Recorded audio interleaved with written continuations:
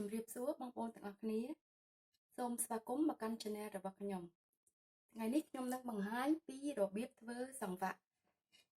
តើសង្វាក់មានគ្រឿងផ្សំអ្វីខ្លះ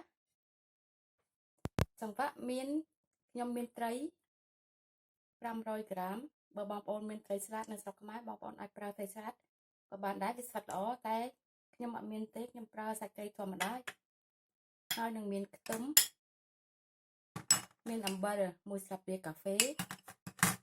មានម្ទេសមានស្ករស1ស្លាបព្រាកាហ្វេ1ស្លាបព្រាបាយសន្ទុះហើយនឹងមានម្ទេសហើយនឹងម្សៅម្ទេសបងប្អូនដាក់ក៏បានមិនដាក់ក៏បានដែរបើបងប្អូនអត់មានដាក់ដើម្បីយកពណ៌ឲ្យវាឡើងក្រហមបន្តិចឥឡូវខ្ញុំចាប់ដើមបុកម្ទេសហើយនឹងខ្ទឹម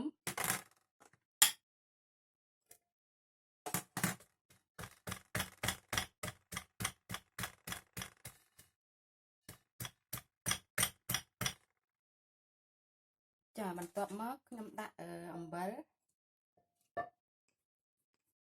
បុកវាជាមួយនឹងម្ទេសហើយនឹងខ្ទឹមស្ករសបុកវាឲ្យម៉ត់មក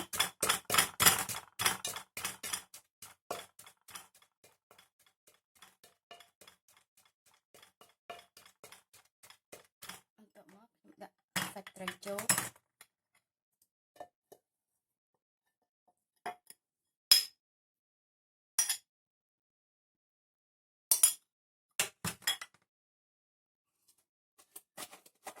ហើយនឹងម្សៅម្ទេស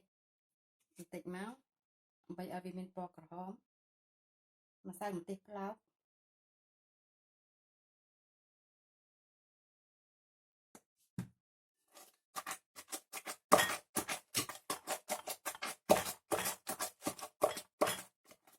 វារហូតទាល់តែវាស្វិត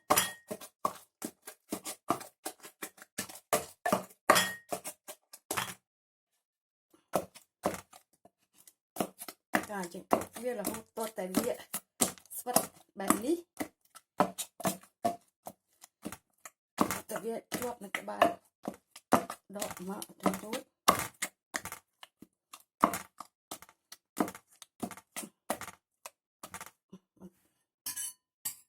បន្ទាប់មកយើងដួសដាក់ចាន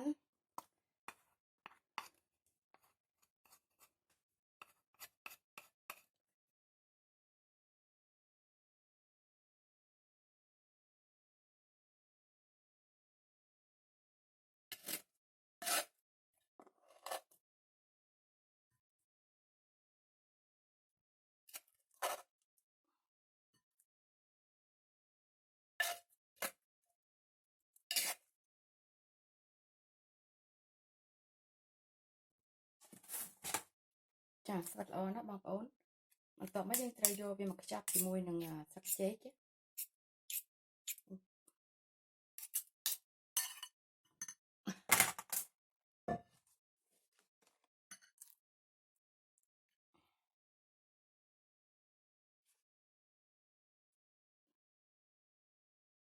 ដាក់វាចឹងមកហើយដាក់ម្ទេសដុំមកហើយ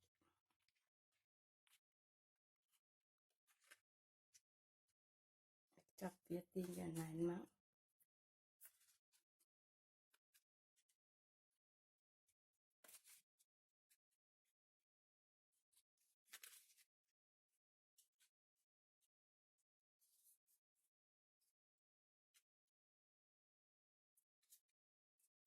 ចាប់វាបែបនេះយើងចាប់រហូតទាល់តែអស់សាច់ត្រីនេះទៅ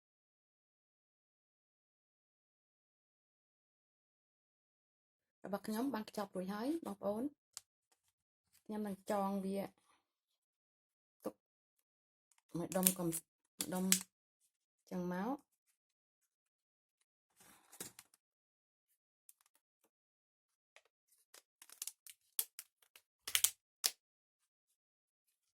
បន្ទាប់មកបងប្អូនថន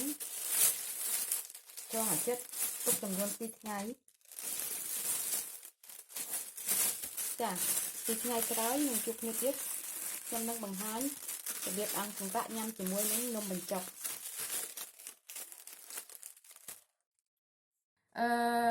ខ្ញុំសូមបង្ហាញបងប្អូនដោយសារថ្ងៃមុនខ្ញុំធ្វើសង្វាក់ឥឡូវសង្វាក់របស់ខ្ញុំបានទុក2 ថ្ងៃហើយវាបានជូរហើយខ្ញុំយកវាទៅអាំងវាឡើងពណ៌ក្រហមល្អណាស់ហើយយើងអាចញ៉ាំជាមួយនឹងនំបញ្ចុកមានជីមានស្ពៃក្តោបមានសាឡាត់យើងអាចផ្ទាប់ជាមួយនឹងសាច់ជ្រូក3ជាន់ក៏បានដែរក៏ប៉ុន្តែខ្ញុំនឹងបង្ហាញបងប្អូនពីរបៀបធ្វើទឹកត្រីតើធ្វើយ៉ាងណាដើម្បីឲ្យឆ្ងាញ់ញ៉ាំជាមួយនឹងសង្វាក់នេះទឹកត្រីមានស្ករ1ចានមានទឹកត្រី1ចានមានទឹកក្រូចឆ្មា1ចានទឹកដៅដាំពុះ3ចាននិងម្ទេសមានខ្ទឹមសនិងខ្ទឹមក្រហមចិញ្ច្រាំវាឲ្យម៉ត់ព្រោះទឹកត្រីនេះសំខាន់ណាស់បងប្អូនបើបងប្អូនអត់ចេះលាយមិនត្រូវទេគឺញ៉ាំអត់ឆ្ងាញ់ទេជាមួយនឹងសង្វាក់ឬទឹកត្រីនេះបងប្អូនអាចញ៉ាំជាមួយនឹងសង្វាក់ជាមួយនឹងបាញ់ហយជាមួយនឹង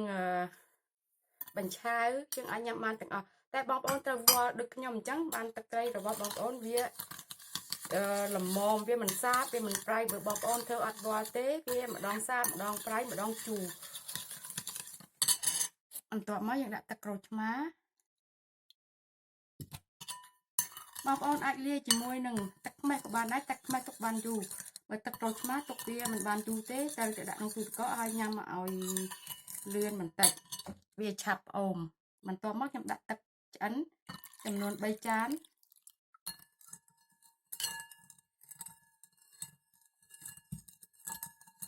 រួចហើយយើងដាក់ខ្ទឹមសខ្ទឹមក្រហមចិញ្ច្រាំម្ទេស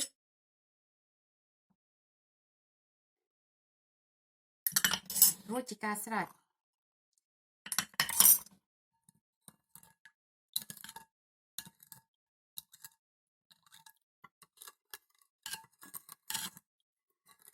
ឡូវខ្ញុំសាកភ្លក់សង្វាក់ជាមួយនឹងនំបញ្ចុកមើលតើវាមានរសជាតិយ៉ាងណា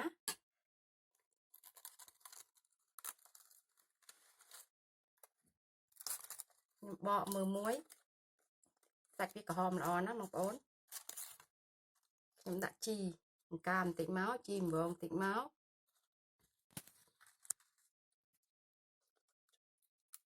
ជីវ៉ាន់ស៊ុយបន្តិចមកដាក់នំបញ្ចុកបន្តិចមកហើយយើងដាក់សង្វាក់ចឹងមកបងប្អូនឲ្យផ្ទាប់ជាមួយនឹងសាច់3ជាន់ក៏ឆ្ងាញ់ដែរ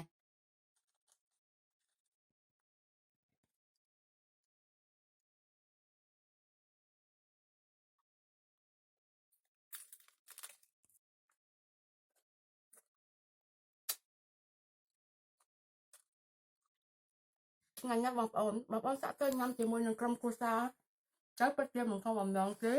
ហើយក៏សូមបងប្អូនក៏សូមអរគុណបងប្អូនទាំងអស់គ្នាបានចូលមកទស្សនា Channel របស់ខ្ញុំហើយកុំភ្លេចជួយ Like Share និង Subscribe ឲ្យនេះខ្ញុំម្នាក់មួយផងអរគុណជម្រាបលាជួបគ្នានៅវីដេអូលើកក្រោយទៀត